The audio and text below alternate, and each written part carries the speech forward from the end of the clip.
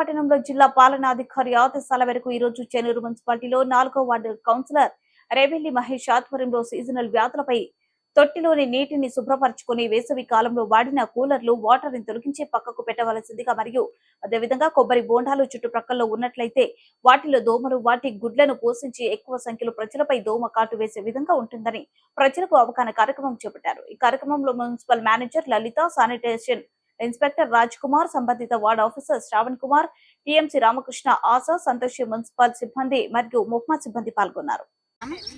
ఈ సీజన్ లో వచ్చే వ్యాధుల గురించి చెప్పడానికి వచ్చినాం. ఈ వర్షాకాలం ఈ 4 నెలలు మనం జాగ్రత్తగా ఉండాలి. జాగ్రత్త అంటే ఇంటి పక్కల శుభ్రంగా ఉంచుకోవాలి.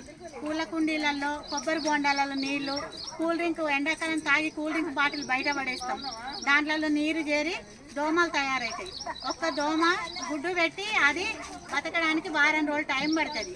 ఆ వారం రోజుల టైంలో అలాంటి ఏం లేకుండా వేరు పడేయాలి. కుండీలలో నీళ్లు జమ అయితే, కొబ్బరి బోండాలలో నీళ్లు జమ అయితే అవి పారబోసి బోర్లు ఇచ్చాలి. మళ్ళీ కూలర్లు, ఎండాకాలం కూలర్లు వాడుకుంటాం కదా, వాడుకొని బయట పెడతాం మనం వర్షాకాలం అని. ఆ కూలర్లో నీళ్లు జమ అవుతాయి. ఆ కూలర్లో నీళ్లు ఉన్నప్పుడు డాంబర్ గోళీలు వేయాలి. లేదా ఆ నీళ్ళని తీసేసి ఒక క్లాత్ పెట్టి తుడిచి కూలర్ని పక్కకు పెట్టుకోవాలి. ఇంకోటి అంటే ఇప్పుడు వర్షాకాలం కాబట్టి ఎక్కువ అందరికీ వామిటింగ్లు అవుతాయి, మోషన్స్ అవుతాయి, అలాంటి జ్వరాలు వస్తూ ఉంటాయి. డెంగ్యూ, చికెన్ గున్యా అలాంటివి వస్తాయి. కాబట్టి వేడి వేడి వంట అప్పుడప్పుడే పొద్దుటే సాయంత్రమే వండుకొని తినాలి. ఇంకోటి ఏంటంటే ఇప్పుడు నీళ్లు మనకు మురికి నీళ్ళు వస్తాయి.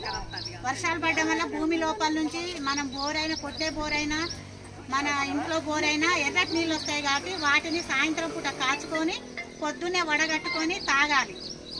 అట్లా తాగినప్పుడు మనకు ఎలాంటి రోగాలు రావు. ఇంకోటి ఏంటంటే మనము ఎవరికన్నా 1-2 రోజులు జ్వరం వస్తే నమ్మకుండా గవర్నమెంట్ హాస్పిటల్ అన్ని ఫ్రీ టెస్టులు చేస్తారు. కాబట్టి హాస్పిటల్కి వెళ్ళి జాయిన్ అయితే మనకి ఏ జబ్బు ఉందో వాళ్ళు చెప్తారు. మనకి జబ్బున్నా లేకున్నా షుగరు, బీపీ, కొలెస్ట్రాల్ ఇలాంటి మనకి ఇంకా కిడ్నీకి సంబంధించి, గుండెకి సంబంధించి రోగాల టెస్టులు చేస్తారు. కాబట్టి ప్రతి ఒక్కరి హాస్పిటల్కి వెళ్ళి మీరు టెస్టులు చేయించుకోవాలి.